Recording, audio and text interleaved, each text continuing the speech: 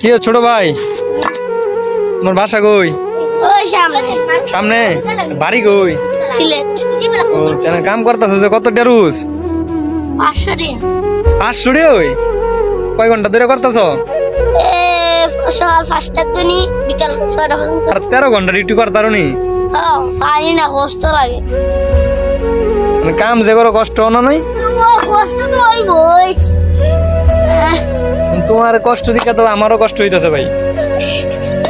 কষ্ট লাভ কি, তুমি কিছু করতে পারবে।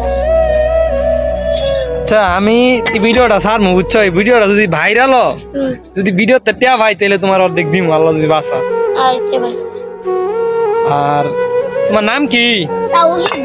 তাওহীদ। তুমি একটু পাবলিকের কইয়া দাও যে ভাইয়ের আইডিটা একটু সাপোর্ট করো তোমরা সবাই। ভাইয়ের আইডিটা একটু সাব করে দেন।